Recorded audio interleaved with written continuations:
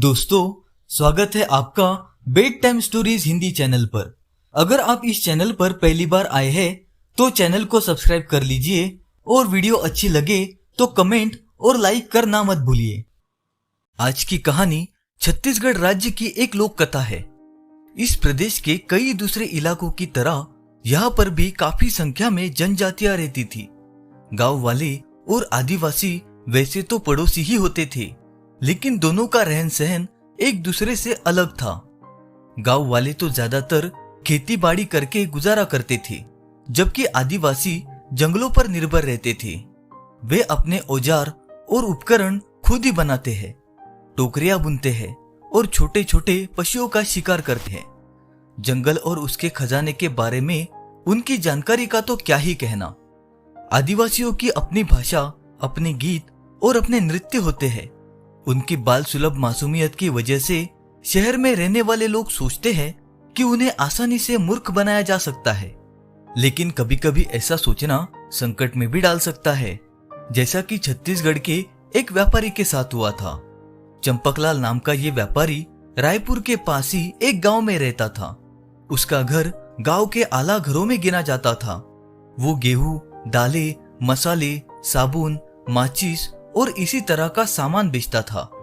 कोई भी चीज तोलते वक्त चंपकलाल या उसका नौकर केवल राम दोनों ही बड़ा ध्यान रखते थे कि ग्राहक के पास एक दाना भी फालतू न चला जाए।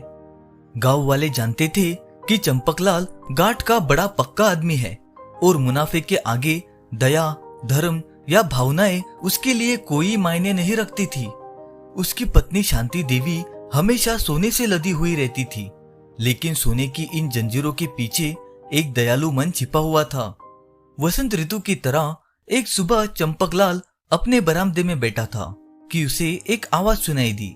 कोई कह रहा था, मेरे कौवे खरीद लो, कोई मेरे कौवे खरीद लो, मोटे ताजे कौवे। चंपकलाल हैरान था, ये कौन है जो कौवे को बेच रहा है और इन्हें खरीदेगा कौन?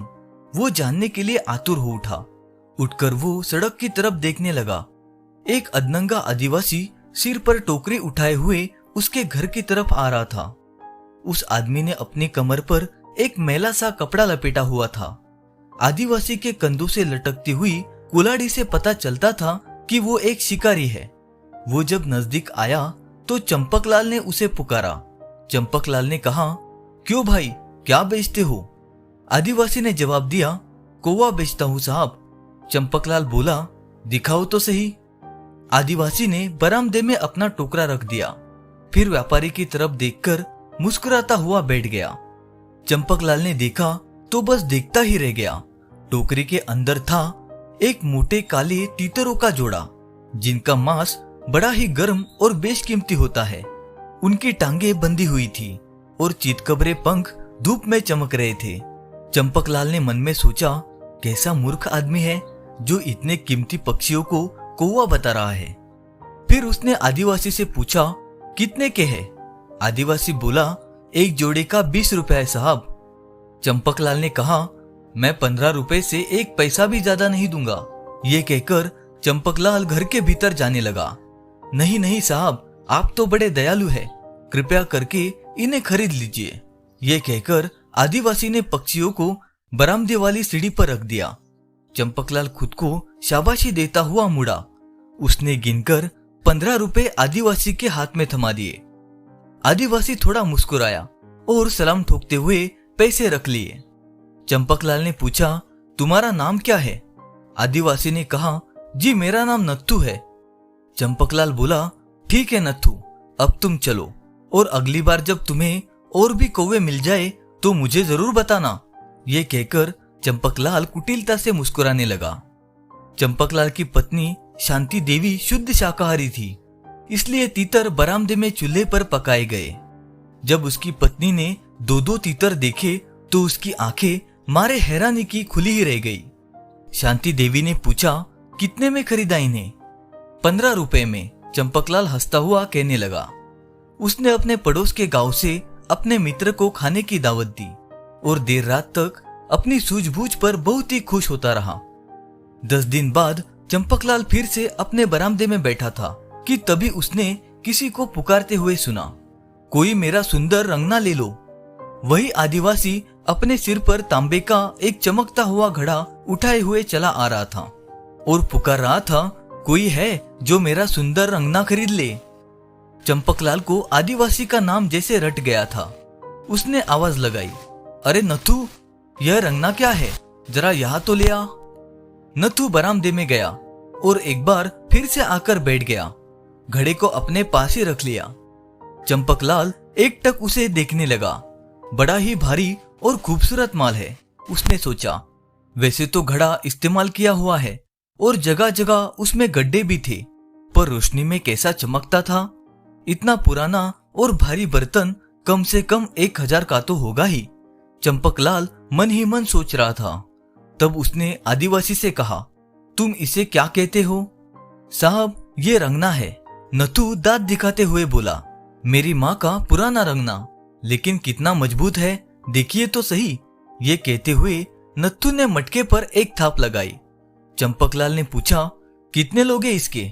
नथु बोला, 100 रुपया साहब।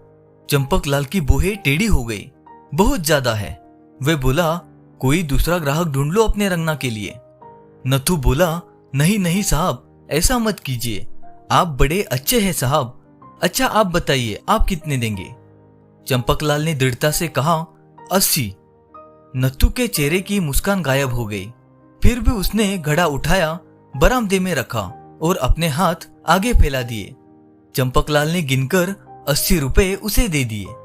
चंपकलाल ने अपनी पत्नी को सारा किस्सा सुनाया और खूब हंसा। शांति देवी बार बार रंगना घुमाकर देखती जाती और हैरान होती जाती, लेकिन उसमें कोई भी कमी नजर ना आई। वो बोली, ये तो मोती है जो तुम्हें कोड़ियों के भाव में मिल गया। अब तो चंपकलाल हर सुबह अपने बरामदे में बैठा नथु की राह ताकने लगा। वह उससे कुछ और खरीदने के लिए ललचा गया था।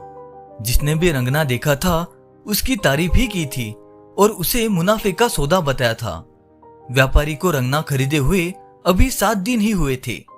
वह बरामदे में बैठा था कि उसे नथु आता हुआ दिखाई दिया। नथु चिल्लाते हुए जा रहा था, लपलोस लपलोस, अरे कोई मेरे अनमोल लपलोस खरीदेगा। चंपकलाल ने उसे आवाज दी और वह अपनी पुरानी जगह पर आकर बैठ गया। चंपकलाल ने पूछा, तो बताओ भाई, इस बार वे लपलोस क्या बेच रहे हो? ये लपलोस होता क्या है? देखिए साहब, आपने ऐसे अनमोल लपलोस पहली बार देखे होंगे। ये कहते हुए नथु ने एक चमड़े की पोटली निकाली। उसने पोटली उलट दी और एक एक करके चमचमाते हीरो का ढेर लग गया। चंपकलाल हक्का बक्का रह गया। हीरो की चमक चौंधिया देने वाली थी। कुल 22 हीरे थे, कुछ मटर के दानों जितने छोटे, कुछ कंचों के जितने बड़े। चंपकलाल का मुंह सूख रहा था। वह किसी तरह बोला, कितने पैसे हैं इन लपलोसों के? नथु पलक झपकाए बिना बोला, 10 लाख रुपए साहब। क्या 10 लाख? ये तो बहुत ज्यादा है। चंपकलाल ने अभी कहना शुरू ही किया था कि नथु ने उसे बीच में ही चुप करा दिया। ठीक है, पर मैं एक पैसा भी कम नहीं लूंगा। लपलोस मेरे अकेले के नहीं है, सारे कबीले के हैं और मुझे लौटकर सबको उनका हिस्सा देना है। चंपकलाल सोचने लगा, छत्तीसगढ़ में हीरो की खदान तो है ही, लेकिन सबको खोदा नहीं गया है। इन आदिवासियों को जंगल का कोना कोना मालूम है। हो सकता है कि वे कई साल से ये दौलत जमा कर रहे हो। फिर चंपकलाल को नथु के हीरो का सही दाम आंकने की काबिलियत का भी तो पता है। वो सोचने लगा, अगर ये मूर्ख नथु 1000 रुपए का घड़ा सिर्फ 80 में बेच सकता है, तो जो हीरे ये 10 लाख के बेच रहा है, उनकी असली कीमत क्या होगी? चंपकलाल का दिमाग ये सोचकर चकरा गया। उसने फैसला कर लिया था। वह बोला, अच्छा ठीक है, मैं तुम्हारे लपलोस खरीद लूंगा, लेकिन मुझे इतने रुपए इकट्ठा करने के लिए समय तो दो। नथु बोला, साहब आप कितने अच्छे हैं, कितने दयालु हैं। मैं अपनी पत्नी के मामा से मिलकर शाम तक यहीं पर लौटूंगा। यह कहकर नथु वहां से चला गया। उस दिन चंपकलाल ने अपना सारा सामान, जमा पूंजी, पत्नी के अधिकांश गहने बेच डाले और नथु के आने से कुछ समय पहले ही उसने 10 लाख रुपए जुटा लिए।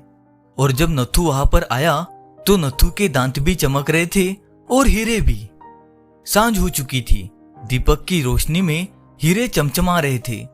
चंपकलाल ने हीरे गिने, उन्हें ठोक बजाकर देखा और फिर पैसे दे दिए। आदिवासी ने पैसों को कपड़े में बांध दिया और अपनी कुल्हाड़ी के साथ उसे भी अपने कंधों पर लटका लिया। फिर उसने चंपकलाल को सलाम बजाया और घने जंगल में गायब हो गया। हीरे लेकर चंपकलाल बहुत ही खुश हुआ था। मारे खुशी के उसे उस रात नींद ही नहीं आ रही थी। वो सारी रात करवटें बदलता रहा और कुछ सोचता रहा कि सुबह जब वो ये हीरे बेचेगा तो एक ही झटके में करोड़पति बन जाएगा। चंपकलाल सुबह जल्दी से तैयार हुआ और अपनी पत्नी को बताकर वो शहर के लिए निकल गया। शहर में पहुंचकर चंपकलाल एक जोरी की दुकान पर पहुंच गया। वो जोरी चंपकलाल को पहले से ही जानता था। चंपकलाल को आते देखकर उसने कहा, राम राम सेठ जी, आज कैसे आना हुआ? चंपकलाल ने कहा, भाई आज तो बहुत ही जरूरी काम है। और फिर चंपकलाल ने वो हीरे उस जोरी को दिखाए। जोरी ने हीरे जांचे और अपना सिर हिलाते हुए कहने लगा, चमकते तो बहुत है पर ये हीरे नहीं है, कांच है, सिर्फ कांच। ये सुनते ही चंपकलाल के तो मानो होश ही उड़ गए। उसके पांव तले से जैसे जमीन ही खिसक गई।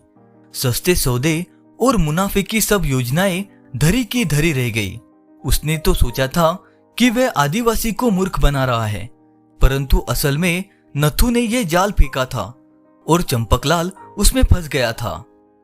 छत्तीसगढ़ के लोग आज भी ये कहानी कविता के रूप में सुनाते हैं, जो कि कुछ इस तरह से है। कौवा का धोखा में तीतर बकाई और बकाई रंगना, अब जो पड़े लपलोस का धमाका, ना घर सोहे ना अंगना।